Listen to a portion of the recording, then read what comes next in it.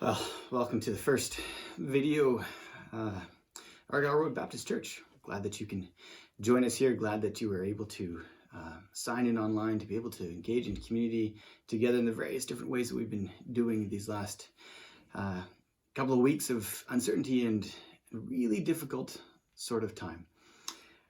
It has been difficult. It has been an alternate reality for us, but at the same point in time, there have been great things that come out of it, different ways of connecting and different ways to appreciate the things that we have been given, the things that we have. And so while there are certainly challenges and certainly things that we need to be aware of and things that we need to be careful with as a church and as a people in a community, there are also things that we can be thankful for. And I would encourage you to take time to be able to do those things, to take those things. My name is Ryan Emmons. I'm the pastor here at Argyle Road Baptist Church. For those of you who are not part of our community, but just found us online here, glad that you're here to do that. This video here specifically is just to update a few things of what's going on, how we have been connecting, things that we are planning to do, the church, things that we are encouraging. Might be a little bit different than maybe some of the other churches that you've been maybe seeing online or hearing through and about, but there are things that work for our unique perspective, our unique place and who we are as a community of faith. And so I'm excited for that.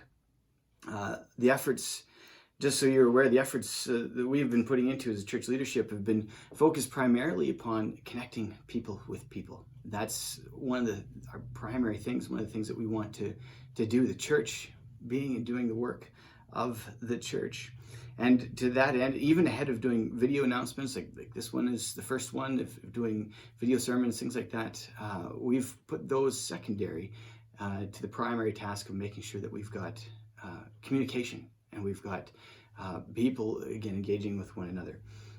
Just, so and aren't surprised when you get phone calls and requests for FaceTime messages or things like that, that our deacons, our office staff here at the church, have all committed to intentionally and have been already doing this, contacting every single person who's a part of our church family and our community of faith. And in addition to, and that's above and beyond all the people that we've already wanted to connect with, that we're already working hard to connect with our family and friends outside of our church family of faith. We've also had in place for a number of years something we've called events teams. And the purpose of the events teams was to connect everyone as a part of our church some way in part of some of the events that we do as a church, lunches, things like that, so that no one is left out. And also people have a very easy and low stress sort of way to be able to connect and meet one another and serve and work alongside one another. Well, obviously that isn't happening at the moment because we have no gatherings that are going on. But what we have done is we've taken that thing that we've already got in place and we're putting them into being prayer cells. And so what we've done is we've divided those groups into two. We've made them smaller groups, and we're sending those out through the office here. I want to encourage everyone who's a part of a cell team, a prayer cell team, to number one, pray for one another, and then to secondly, figure out some way to be able to connect one-on-one, making sure you're practicing appropriate social and physical distancing, of course. And then maybe in smaller groups as opportunity exists. And later in the video, I'm going to talk about some different ways that you can do that. But primarily within those groups, again, to encourage each and every one of you to be a part of to be part of reaching out, being a part of connecting, both for your own social health and that of those around you as well. We also have, if you've been a part of one of our GLC groups that had been meeting during this current church-wide study that that we're halfway through now, I would encourage you to continue to try to figure out how to meet together, to encourage one another, again, to pray for one another, to hear how you're doing and managing with the different things that are going on. We also have set up in the church a dedicated prayer team, and they are continuing to lift your joys and your cares and your concerns before the Lord. And if you have prayer items or praise items that you want to send or want them to be praying for, please send those to the church office and we'll make sure they get them. If you would like to be a part of that prayer ministry, you think, this is something I can do from home, I can be engaged, then again, just let us know, and we'll get you connected in with that group as well, so that, again, we're praying for one another, caring for one another, being aware of what the needs are and what's going on, how people are doing. Those are all the good things that are going on. Those are all the easy things that are going on. A difficult topic often to address at this time is that of offering, that of tithing, giving to the church. Now, I recognize it might seem a little bit selfish for us to be saying, hey, please don't stop giving to the church. Please don't stop tithing. Partly that we need that to keep the bills paid, because there are still bills, even though we're not gathering.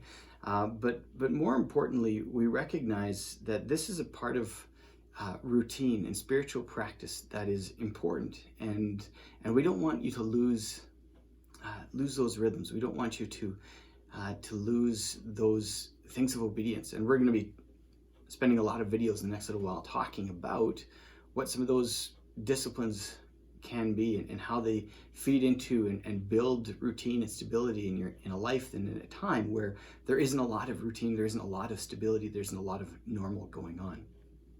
All of that being said, if you found yourself in a position where you've lost your job, or your income has been reduced because of all the government sanctions that have been put forward that we're practicing and adhering to in our country, don't feel that you need to be giving to the church at the same level that you've been giving prior to that. Dial it back. Don't sacrifice food. Don't sacrifice paying the rent, the bills that you need to pay. For that, we want to make sure that you're looked after well, and you're looking after yourself well. What I do ask and do challenge you to do is to still look and say, maybe I can't give the same amount, but what can I do? What is the new tithe? What is the new 10%? What is the new 5%? What is the new whatever you have been working on before? And continue to give in those percentages. Again, it's not so much the amount as it is the discipline, and it is the routine that we want to try and encourage you to be practicing and not losing during this time. If you're not sure how that can work or how you can engage in that, there are several different ways we can do that. We can set up through pre-authorized payments. And if you're already giving through pre-authorized payment and you need to change that, I'll tell you how to do that in a minute. We can do that through e-transfers. You can use the good old snail mail, stick a check in an envelope, stick a stamp on it, and throw it in the mail. We'll get those and deposit those weekly. But if you have other questions, how do I change my pre-authorized payments? How do I get these things set up? All that stuff. You can contact us at the church office, or you can send an email to the email that I'll put in the description of the video below. And finally, my last point that I want to bring out is encourage you again to connect. And many of you are already doing that, and you've been phoning, and you've been FaceTiming, and you've been figuring out ways to connect in different during this time where you're kind of stuck inside but not being able to go too far. There are a lot of different ways that you can do that, and none of them need to be scary. There's still phones. You can pick up a phone someone. If you're thinking, hey, I need to get a hold of so-and-so, but I don't know their phone number, again, call us at the office. We'll happily figure out how to get that to you. You can email people. You can text people. You can FaceTime. There are wonderful online conference platforms out there. There's Microsoft Teams. Zoom is a really good one. I encourage you to use that one. Just inviting people to share digital space together, to see faces, to laugh, to even have a cup of coffee in hand and have a cup of coffee together across the virtual distance. So make sure you do that. Our website will offer options for you, so keep checking that out to see information and updates on what's happening at the church and where things are going, how you can connect.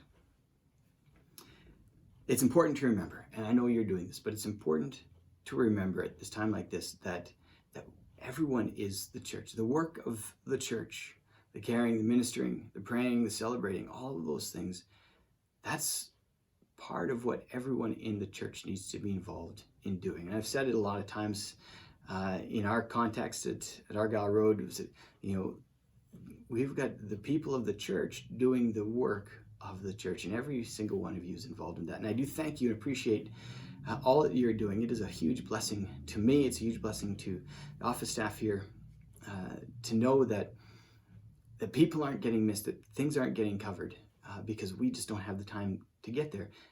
It's good to know that you are doing that for us. And so we thank you so much for that. Encourage you to continue doing that and taking on those roles. And then when this is finished, to not give up on that, but to continue finding ways and meaningful ways to connect and integrate with one another.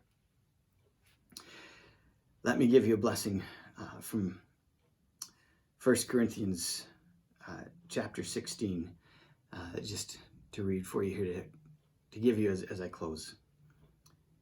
Keep alert, stand firm in your faith, be courageous, be strong.